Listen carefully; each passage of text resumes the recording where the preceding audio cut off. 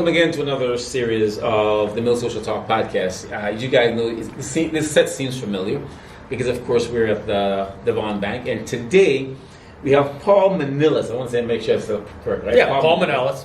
And Paul is a wealth manager, so this is going to be an education for all of us. So if you know someone who has some money, maybe a little money, Paul will tell us about it.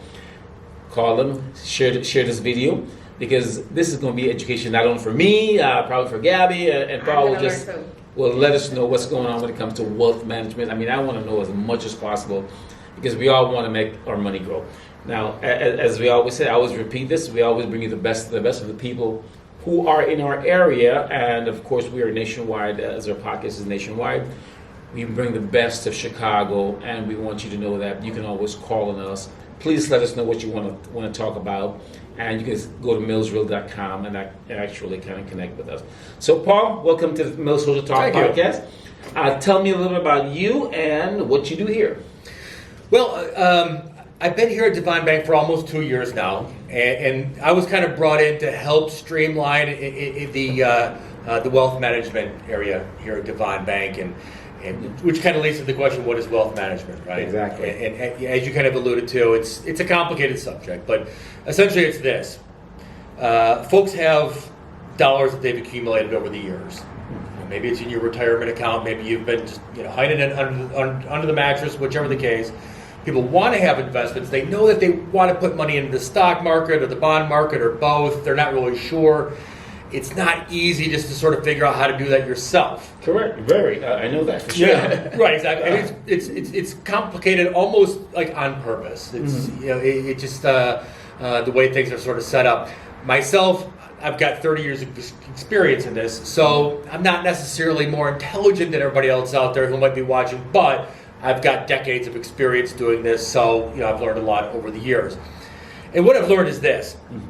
It definitely makes sense to have money invested in the markets. I think when people think about the stock market, they tend to think about that the same way they think about going to the casino or going to the track, and it's really just not the same. The stock market should not be thought of as like a bet, where you're kind of rolling the dice, and if it works out great, then you get a good return on your money, and if not, it all goes to zero. That's, I think, a common misconception that people have. Really the way that the investments work out is you're buying a series of investments, you're diversifying a little bit here, a little bit there. You've all heard sort of the adage, don't put all your eggs in one basket. And that's kind of what we do. We sit down with our clients, for the first time. They come to us. I don't care if it's $20,000 or $20 million that they've got to invest. We start out the process the same way. We have a conversation. Where did you get the money? What is this money really for? I mean, what do you want to accomplish with this money? Do you want it to double in value over the next 5 years? Do you just want to sort of play it safe and maybe have it grow 5 or 6 or 7% every year between now and when you retire? Everybody has a different answer to that. Everybody has a different tolerance for risk than maybe the last person that I spoke to. And my job is to really ask the right questions to them, get a good feel for what it is that they want, how much risk they can really tolerate. I mean, some people want to swing for the fences, double it, and they don't care if it goes down by 50%. They just really want something aggressive. Some people, again, are just on the safe side. They want a decent return. They know that in the a bank savings account, they're not really getting what they want. 2 or 3% isn't really cutting it. So they want to eke out a little bit more of a return without taking a ton of risk. My job is just to assess what it is they need, put together some ideas for them, and say, here's how I think in a diversified, a very disciplined approach we can take to managing your money. Get their feedback on it. Make sure it's what they're comfortable with, and then my job is to take their money, invest it, and then manage it all day, every day. Watch it and make sure it's doing what it's supposed to do. I don't know if I just want you to take my money. I'm taking your money, Gabby. Okay. That's it. Well, I'm thank you, but I got a question. Can I jump in? No, go ahead. I have a couple questions too. You're talking and all of these wheels are running and I'm like, okay, wait, what's going on? Okay, so I have to do that. So is it, well, the good thing is that we know, because we were talking with Leroy, does somebody have to have like 100,000 to even talk to you guys, right? Right. Is it like, I don't know, that's what I really thought. Maybe the minimum to talk to you is 100,000. That's one of my questions, how much? But, you know, like, so that, okay, so let's start with that one. Okay, so you both have the same question. Yeah. That's Yeah, perfect. like what's the minimum, I guess? And that's funny because that's the number one question I get. Yeah. Because people, they tend to say, well, okay, fine, Paul, you supposedly have these qualifications, you're good at all this stuff. How many millions of dollars do I have to have with you in order to like kind of take advantage of the service? And really, you have to remember where I'm coming from. I mean, this is Devon Bank. We are a community bank. That's the heart of what we do. We care about the community, really more than we care about eking every last penny out in fees and everything. So when I joined here from day one, part of the reason I came here is because I was like, look, I don't want this just to be a service that millionaires can afford. Let's try and have a service that just regular folks, with $5,000 or $15,000 or $25,000 can get that sort of kind of service that millionaires are so used to getting. And to their credit, when I sort of pitched that to Devon Bank, management right away was like, yes, that is what we want to do. We don't want to just have this as a product available to our wealthiest clients. We want everybody to feel like they've got a professional team who's behind them, and so I guess that's a long way of saying we don't have a minimum. Now we're talking. We don't believe in it. I came. My previous firm that I came with came from. Our minimum was $750,000. See, I mean, that's why people sometimes they hear that word. Exactly. Wealth management think, wealthy. I have to be wealthy, right? Exactly. Yeah, and that's why wealth management is a bit of a misnomer because that's exactly what you think. You think wealth. I have to have wealth, and then they'll make me some more wealth. Yeah. Our whole thing is let's help you make that initial wealth.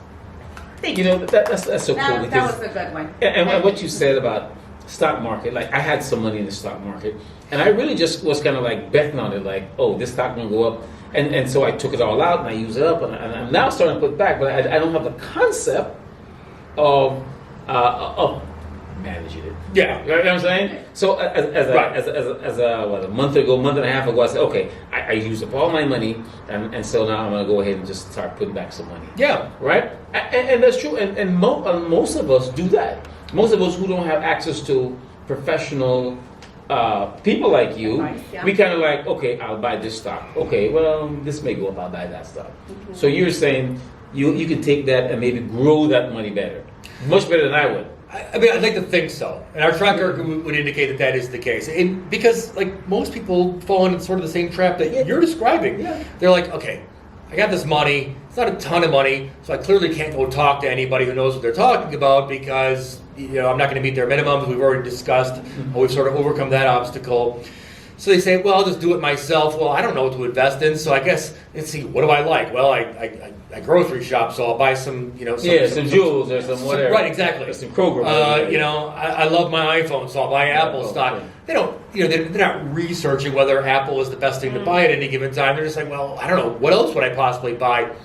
And the list goes on and on. If you like your new Tesla, you're like, well, I guess I'll buy Tesla because Elon Musk seems smart. That's how I buy. But that's the thing. But here's the problem with that. Maybe Apple already tripled in price over the last couple of years, and you're buying at the absolute top. Mm-hmm. When in reality, you're supposed to be looking for like the next thing that's going to go. That's the one. It's just so much easier for myself and my team to say, look, we've got researching these ideas is kind of what we do, and we don't have another job. Like I don't have to worry about managing a podcast or doing this.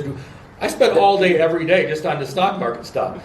So, like, my job is to know kind of like, all right, well, maybe Apple is kind of run its course and that money's already been made. So, what's the next Apple or what's the next big mover or what's the next thing that's going to, really kind of, juice up those returns for my clients. And then, my job is to have a conversation with our clients and say, here's what I think we should buy and here's why. Because people, they don't want to just like put like their blind faith into me and my team. Okay. They want to. They're nervous. I mean, you hear about people losing money in the stock market all the time. Scary. I have friends that lost like tons of dollars. Right. especially on Bitcoin. Oh, right. I had friends that lose hundreds of thousands of dollars on Sorry Bitcoin. about that. I mean, as of right now, as of this taping, Bitcoin, like this time last year, was up around $60,000 per Bitcoin. Per Bitcoin, yeah. Since then, it went down to, I think it 20-something. landed around $14,000. Yeah. Wow. So I mean, that is a humongous drop. And people were like, I don't know if I should buy more or sell it, and And lose all that money that it's had. impossible to figure out. Yeah. Bitcoin in particular is incredibly sort of obtuse. It's like out there in the ether. You don't know what's the right answer. So yes, people lost We lost a ton of money on that. People lost their shirt. Even if you bought the last time, say you bought it at $20,000 and it went to $60,000. Now, as a non-professional investor, you're like, well, this is great. Right. Yeah. So I guess I'll just hang on to it. Next thing you know, it's going to be at $200,000, and then I'm just going to Retire. call my boss and say thanks, Yeah. nice knowing you. Yeah. And then it right back down, and you're like, oh well, that sucks because I had sort of these awesome gains Yeah. built in, and now they're just gone, and I'm left, wondering what to do next. These are like just all of the myriad of questions that we're constantly dealing with on our end. Is like, what is the right thing to do with Bitcoin? What is the right thing to do with Apple stock? Are bonds a good area to look at right now, or real estate, or just there's no end to the number of different investments that are out there that we have access to for our clients. Our job is to make sure that we're buying the right ones and avoiding the wrong ones. And it sounds simple when you put it that way, but I think we've all learned it's far from it. So then, as a wealth manager, do you recommend, do you do dollar cost averaging over whatever period of time? Or Yeah, do that's great. I mean, do you have an account that you say, okay, we'll dollar cost for the next 5 years, or do you guys do dollar cost at all as a wealth manager? Well, yeah, we do. Yes, I mean, no. Go on with the rest of the question. No, but I'm the just answer saying, is yes. just so the dollar cost is just over time. I just want to I was explain gonna that. Yeah. say that too. I was like, okay, but I'm not exactly sure. What Yeah, you know what? And that's actually an important concept. So I mean, we should. It's like for anybody who doesn't understand. I want to do. Dollar cost average. Go ahead and dollar cost and how you guys do dollar. What that cost. basically means is, okay, let's say you've got $10,000 that you want to invest. Well, do you just go and invest the whole thing today? I mean, you put the $10,000 in the stock market. Well, our opinion is, for the most part, no, that's not the right thing to do. Okay. Because that's like basically saying, well, I think the market is going to go straight up from here. You're essentially saying, my crystal ball tells me that there's never going to be any better prices. So let's just invest the whole thing today and hope for the best. Now, in reality, that's rarely the case. More often than not, Murphy's Law will sort of have it. If you invested on Tuesday, it goes down on Wednesday. And you're like, oh man, why did I do that? The smart thing to do is just to say, let's have a disciplined approach. We're going to do one of two things. Every month, we're going to take, say 1/10 of our money and put it into the market.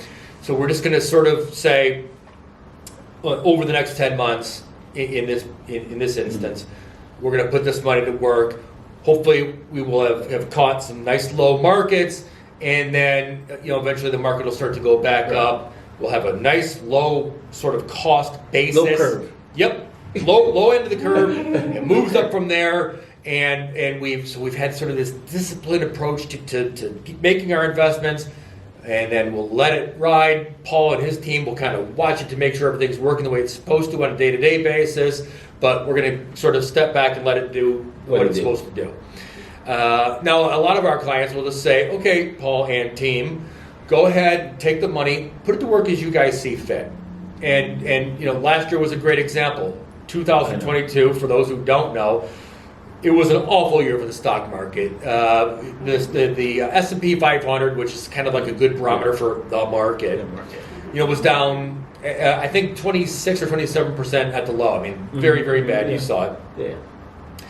Yeah. We had sort of our plan for a lot of our clients where we were like, we are going to have a very disciplined approach, and these big downswings, we're going to just buy some more. Another big downswing, buy some more. The old adage, buy low, sell high. it's there for a reason. That was the right thing to do in the 1920s, and it's the right thing to do in 2020s, and it probably will be until the end of time. Our job was to sort of use our expertise and more importantly our experience to say, okay, things have gone down for a while, let's buy some more. Okay, a couple months later, things have gone down again, let's get in there, buy low, buy low, buy low. Do that as many times as you can. Pretty soon you've got a very, very low cost. And then, when you see the beginning of 2023, the S&P right now, the market, again, is up about 8% for the year. The NASDAQ stock market, where a lot of the big tech names trade, that's done even better. So, the disciplined approach we had throughout 2022 for our clients, it's really starting to pay off great in 2023 and hopefully beyond. I know because even when Tesla was at $100, I bought some. Yeah. And I sold it at $200. Yeah. Right. Right. So, right. So I was, but I'm not a stock market guy. I just kind of I look at the financials. That's basically I look at it all the time. So every morning, that's my goal. Do you guys? There's no age difference when it comes to when you want to invest. If you want to. No. Earlier the better. Yeah, of course, earlier the better. Earlier the better. And this is especially true for folks. This has nothing to do with any investments they would do with Devon Bank Wealth Management. But if you've got a job and if your employer offers you a 401k plan, now in your you're in your 20s or early 20s like Gabby here, you might think, okay, I want to take money out of my paycheck and put it into this plan where I'm not going to see this money again for decades. Because a young person, that doesn't really register. You're like, right. Because I would way rather go to the club with that money. Right. But you have to have this certain amount of discipline and say, okay, someday I don't want to work anymore. Right. And Uncle Sam, the government is not necessarily going to be there to pay for my retirement. And I'm telling you, this, every dollar that you put away in your 20s in that 401k plan, and then it's worth it, yeah. And then if you're extremely lucky, you've got an employer who's going to also match part of that money, meaning you put in $1 and they put in 50 cents. Oh my goodness! Then that means that you're just getting free money that can go into the stock market and take advantage of what on average is basically an 8 to 10% return, over the years. That $10, when you get ready to retire, might literally be worth a couple $1,000. Absolutely. And you've done nothing other than not touch it, for a few decades. If you just say, okay, employer, from day one, take money, put it into my 401k. I'm not even going to think about it. I'm just going to pretend that money doesn't exist. Yes, there's more fun things you could be doing with that money, but take advantage, especially when you're young. Let that money grow over the decades.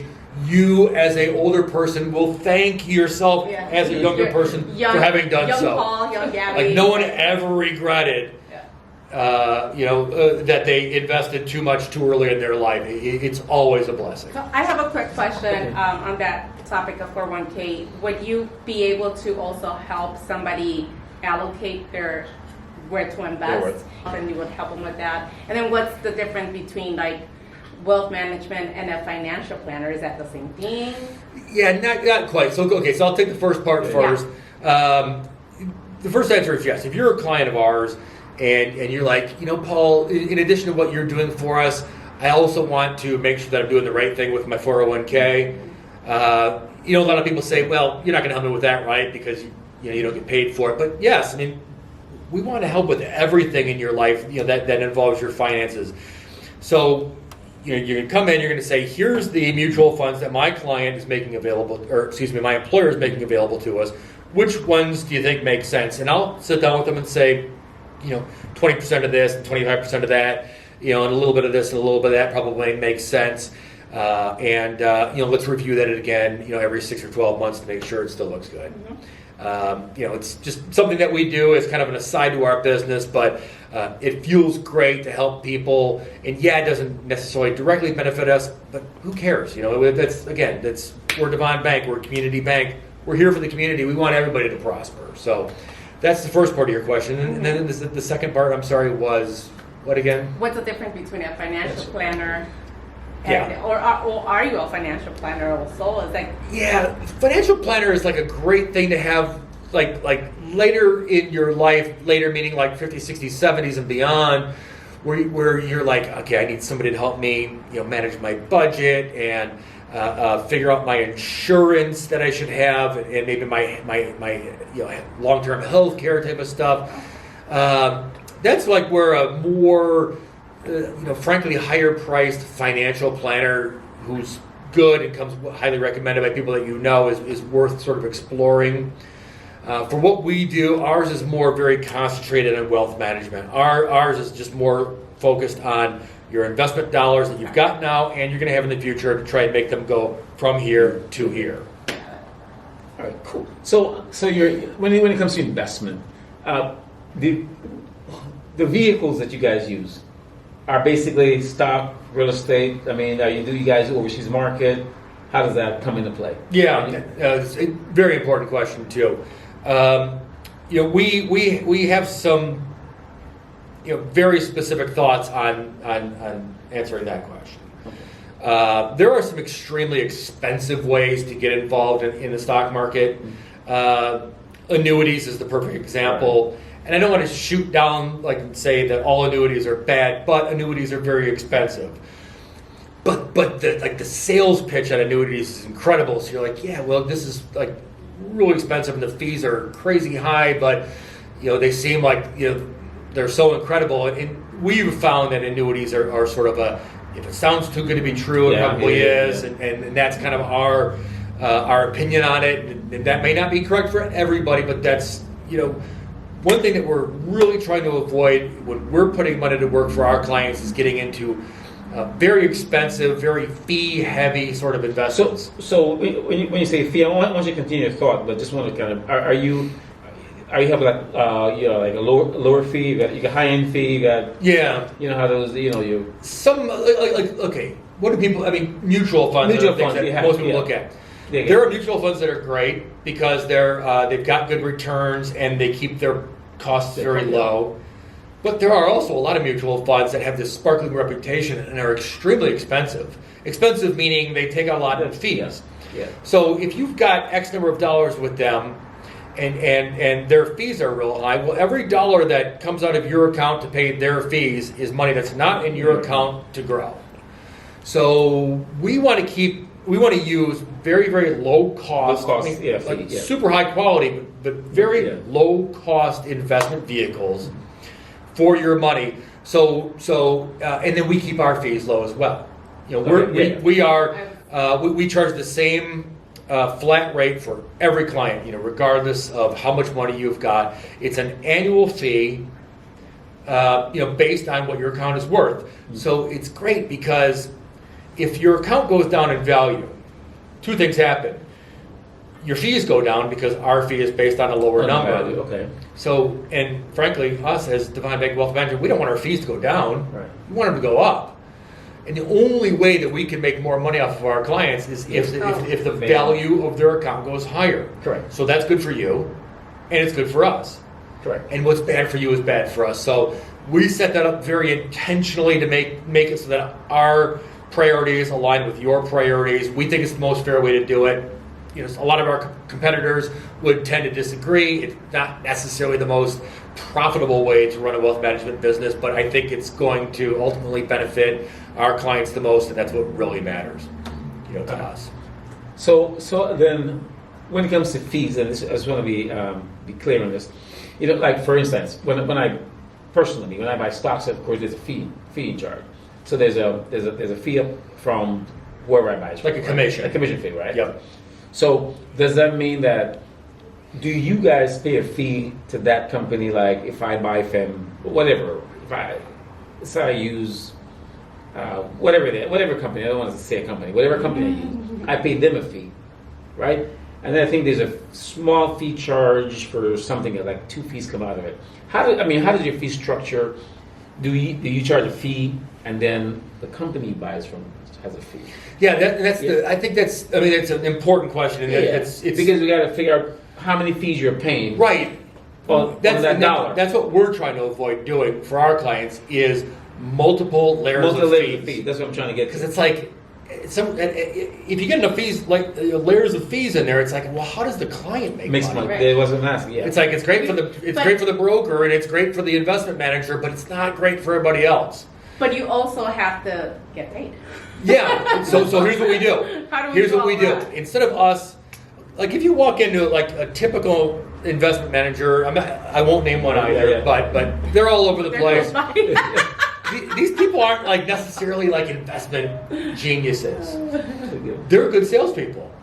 Okay. So you walk in and they say, here's all the great things about our company and all this wonderful things we've done for our clients, and they sort of give you the sales pitch and talk you into signing on the bottom line. You're gonna pay that that guy or gal that you first talked to a fee for essentially managing your account and being a client of their. And then they're going to send your money off to the real professionals, in New York or Connecticut or whatever the case may be, who are actually going to make the day-to-day buy decisions, and they're charging you another fee. Right, and that's what I'm trying to get to. So it's like, boy, everybody seems to be making pretty good money off of me, except maybe me as the client. We said, okay, forget all that. You're going to pay us a fee, yes. But we're not going to then farm the money out to somebody else to make all the decisions and charge you a whole different layer of fees.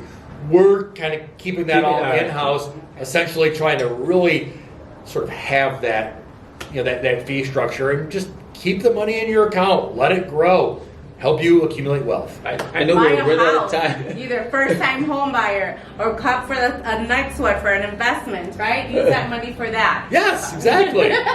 Do it for yourself. Don't do it for those pros. Yeah. They're already rich. Last question, because we're running out of time. I mean, this is so fast. How liquid is our cash? Quite. And that's And what's the another turnaround time with liquidity? That's another thing. Like by not sending your money off to some manager who's going to say, you got to leave it here for at least a year or two. We keep it in highly liquid investments that trade all day, every day on the New York Stock Exchange. So if you need the money back out, you call me. We take out what you need. It's liquid within a day or two. It's a beautiful thing. All right. One last bit. I got so much questions. So next time.